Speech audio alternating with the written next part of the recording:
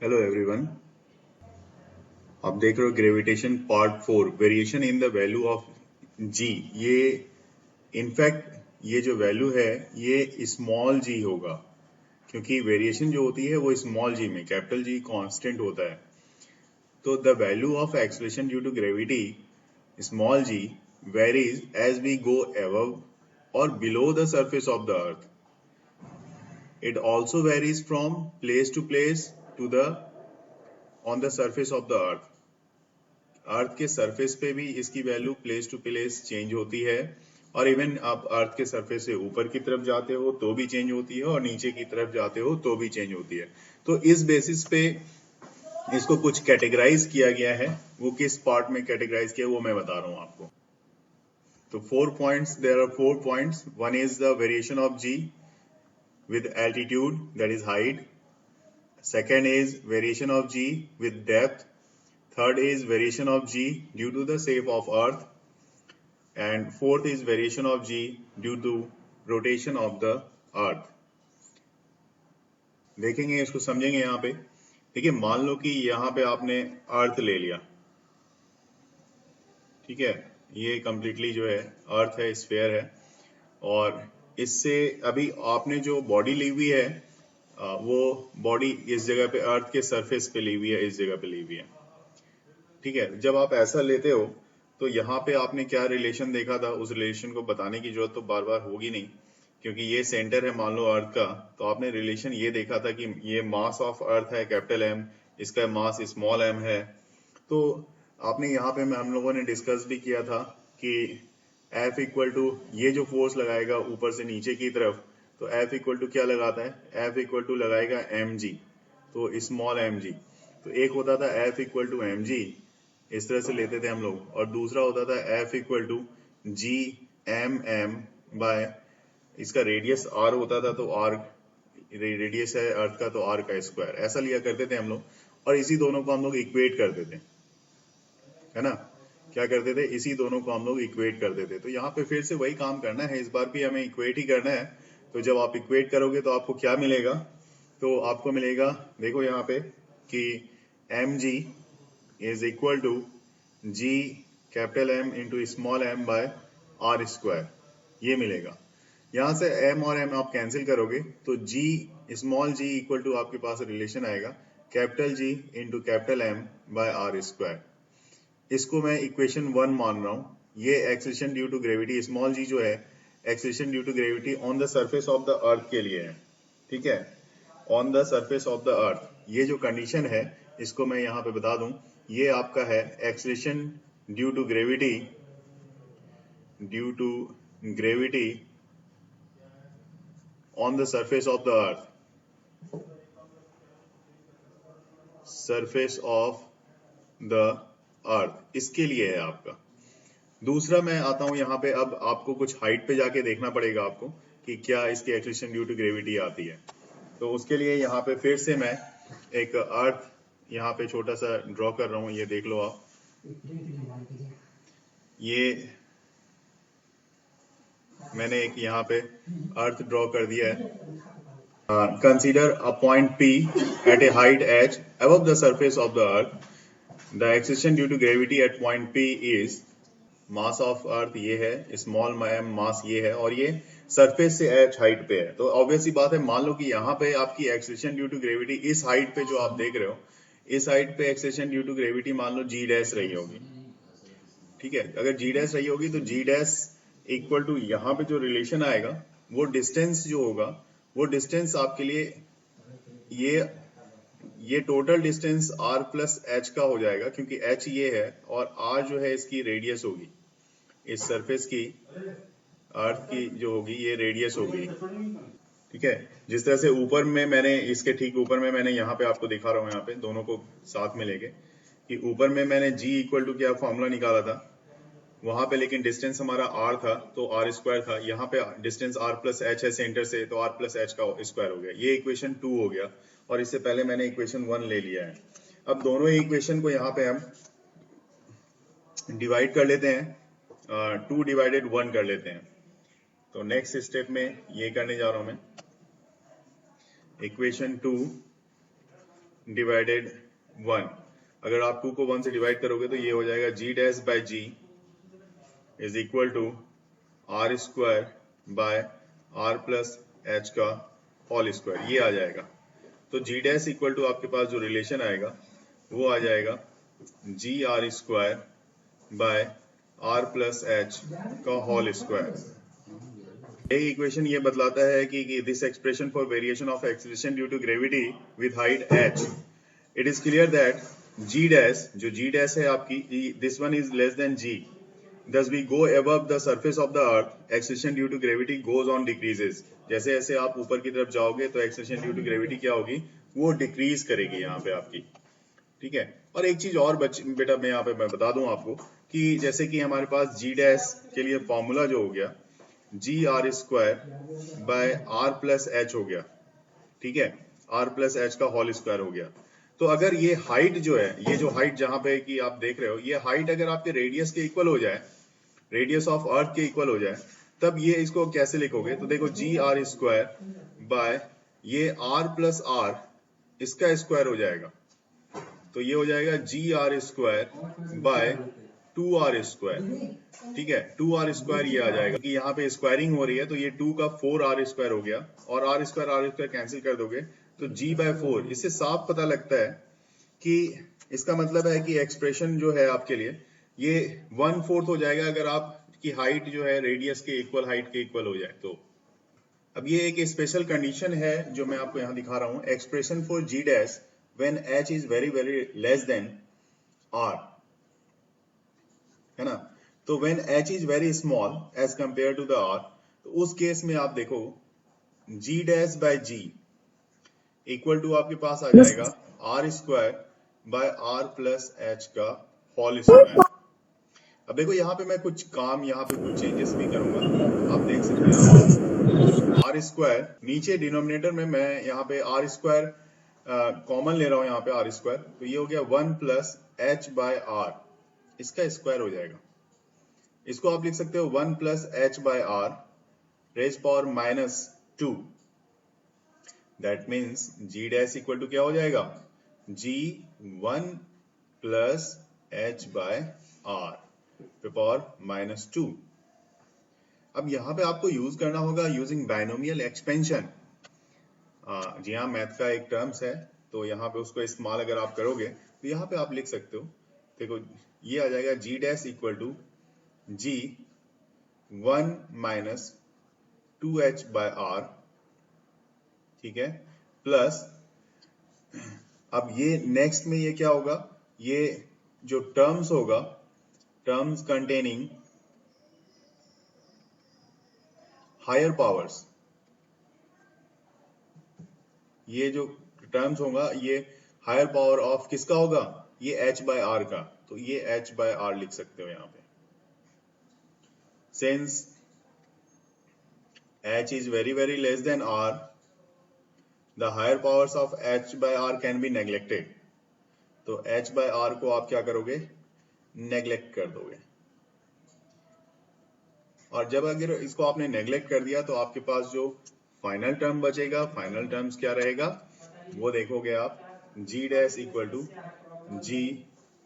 तो बेटा ये फॉर्मूला आप सिर्फ और सिर्फ तभी अप्लाई करोगे जब कंडीशन होगी h is very very less than r की, तभी, ऐसे नहीं।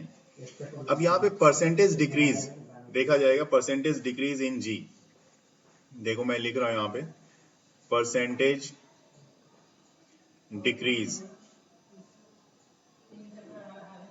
इन g, तो we can find the percentage decrease. कैसे फाइंड करना है, परसेंटेज डिक्रीज क्या होती है वो देखेंगे। जी डैश इक्वल टू आपने फॉर्मूला ऑलरेडी निकाल लिया है, G into 1 minus 2h by R, ये तो फॉर्मूला निकाल लिया आपने। और अब देखो जी डैश माइनस जी अगर आप करोगे तो ये हो जाएगा 2hg बाय आर, और इसी में आप करोगे G dash minus G upon G, this one is equal to हो जाएगा 2h by R. Fraction decrease in, इसको बोला जाता है fractional decrease, fractional decrease in G, ये बोला जाता है इसको। Therefore, percentage decrease in the value of G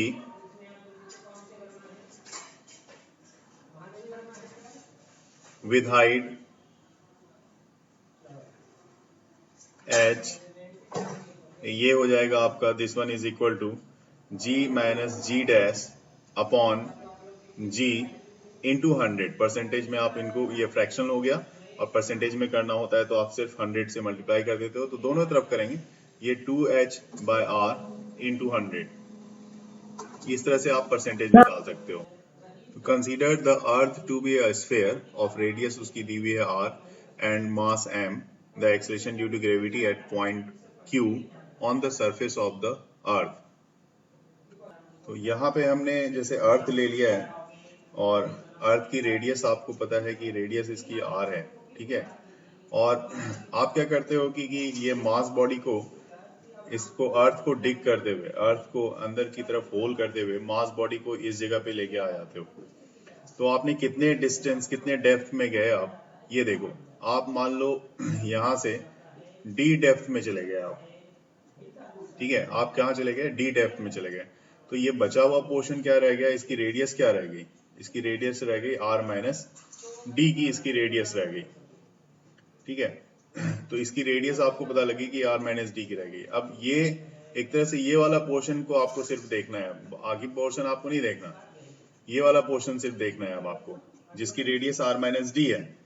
तो स्टार्टिंग में जब आपने देखा था, उसके लिए आपने फार्मूला जो एक्सेलरेशन ड्यू टू ग्रेविटी का निकाला था on the surface of earth के लिए, वो फार्मूला था gm बाय r स्क्वायर का, ठीक है। अगर रो डेंसिटी है अर्थ की, density of earth, density of earth, अगर रो डेंसिटी ऑफ अर्थ मानी जाए, तो मास ऑफ अर्थ क्या होगा? Mass equal to the volume into density होता है। तो 4/3 पाई पहले वाले का मास, जो रेडियस r था तब की बात की जा रही है, तो 4/3 पाई r क्यूब इंटू रो हो जाएगा। और इसकी वैल्यू को जब आप इसमें पुट करोगे तो g equal to capital G, mass की जगह पे ये वाली वैल्यू रख दो, 4/3 pi r cube into rho upon, यहाँ पे देखा जाए तो ये r क्यूब हो जाएगा, ठीक है। ये r स्क्वायर है तो ये r स्क्वायर होगा, इसका स्क्वायरिंग और इसके क्यूब, ये क्यूब हटा दो, इसकी स्क्वायरिंग ये पूरी तरह से कैंसिल हो जाएगा। तो g इक्वल टू रह गया 4/3 पाई r, ठीक है, g इंटू रो, ये आ गया। इसको इक्वेशन 1 मान लिया इस बार हमने। ठीक उसी तरह से जब बात सिर्फ इस सरफेस की जाएगी, इसकी बात की जाएगी, तो इसके लिए तो रेडियस r माइनस डी का है ना, तो इसके लिए रेडियस r माइनस डी का है। तो यहाँ पे देखो, जो फॉर्मूला यहाँ पे आपने लगाया था, उसी तरह से इस फॉर्मूले में यहाँ पे आप क्या लगाओगे? इस बार आपको लगाना पड़ जाएगा g dash.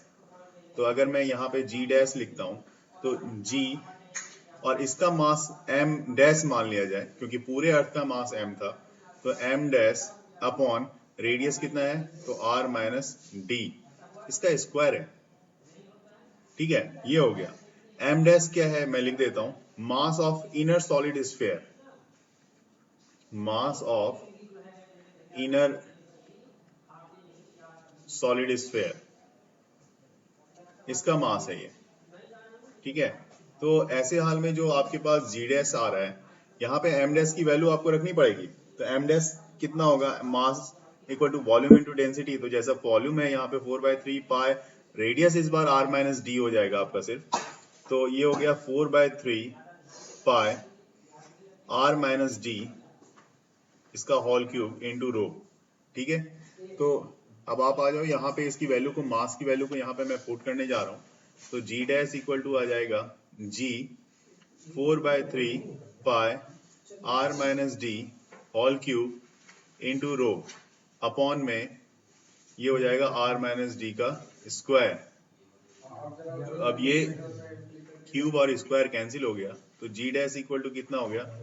g 4/3 pi r minus D into rho, ठीक है। इसको इक्वेशन आप 2 मान लो। इससे पहले जो इक्वेशन था इसको मैंने 1 माना था, और अब इसको जो मैं मान रहा हूँ ये इक्वेशन 2 मान लिया मैंने। और पिछली बार जैसा मैंने किया था इक्वेशन 2 डिवाइडेड 1, तो यहाँ पे भी वही काम करोगे आप। ठीक है, तो मैं यहाँ पे बताने जा रहा हूँ इक्वेशन 2 डिवाइडेड 1 आप कर लो, इक्वेशन 2 डिवाइडेड 1। ठीक है, जब आप इसको डिवाइड करोगे तो क्या मिलेगा आपको? तो देखो यहाँ पे आप G dash by G equal to, देखो यहाँ पे क्या क्या कैंसिल हो रहा है, 4/3 कैंसिल हो रहा है, पाई कैंसिल हो रहा है, और क्या क्या कैंसिल हो रहा है, तो उसके अलावा आप देखो, तो जो कैंसिल हो रहा है उसको तो आप कैंसिल कर दो कम से कम। ठीक है, तो उसके बाद क्या हो रहा है, जी भी कैंसिल हो रहा है, तो आपके पास बच क्या रहा है वो मैं डायरेक्ट यहाँ पे लिख रहा हूँ, आप देख लोगे, G dash by G equal to R minus D by R, बस इतना सा बच रहा है। तो G dash equal to G 1 minus D by R, ये आपके पास final result acceleration due to gravity for depth के लिए आ जाएगा। And this equation gives the expression for variation of G with depth. इसका मतलब है कि ऑब्वियस ही बात है कि इसका मतलब फिर से यही बात आती है कि आप डेप्थ में भी जाओगे तो एक्सेशन ड्यू टू ग्रेविटी क्या होगी, वो रिड्यूस कर रही है ना। अच्छा, अब ये सवाल यहाँ पे ये भी आता है कि क्या होगा अगर डेप्थ में सेम डेप्थ पे रेडियस जिसके इक्वल डेप्थ पे चला जाए, तो कहने का मतलब ये है कि if you go below the surface of the earth the acceleration due to gravity goes on decreasing. ठीक है, at the centre of the earth it becomes zero. Centre पे क्या होगा, at the centre of the earth, centre of the earth, centre of the earth के लिए जी dash, जैसे formula है यहाँ पे 1 माइनस डी बाय आर, और ये जो डी होगा ये डी किसके इक्वल हो जाएगा, आर के इक्वल हो जाएगा। तो ऐसे हाल में ये आपके पास जी जो आएगा 1 माइनस आर बाय आर करोगे तो आर बाय आर कैंसिल हो गया, 1 आ जाएगा, 1 माइनस 1 0 होगा, तो जी डैश इक्वल टू क्या हो गया, 0।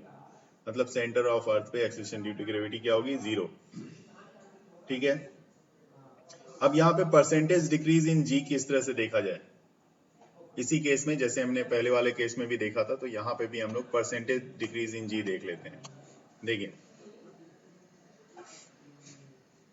सर थोड़ा नीचे कर। हाँ जी, percentage decrease in g, small g.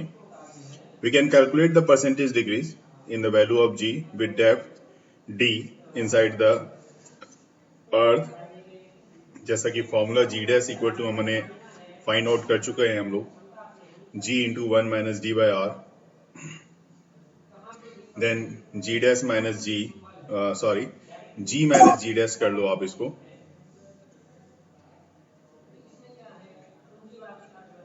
इसको मैं लिख देता हूं g minus G dash equal to ये हो जाएगा डी जी बाय आर। और अभी परसेंटेज के पहले फ्रैक्शन की बात होती है, क्योंकि पिछली बार भी हमने फ्रैक्शन का किया था, तो g minus G dash by G equal to D by R, ये fractional decrease in G. Percentage decrease के लिए मैंने बोला था दोनों तरफ 100 से मल्टीप्लाई कर दो, तो g minus G dash by G into 100 equal to D by R into 100, ये आपका आ जाएगा परसेंटेज डिक्रीज के लिए फॉर्मूला आ जाएगा। इसी तरह से वेरिएशन जो जी की होती है on the surface of earth, वो तो मैंने बताया हुआ था आपको कि भाई पोल पे ज्यादा होगी और इक्वेटर पे कम होगी, ये तो हमने पहले ही डिस्कस कर लिया है।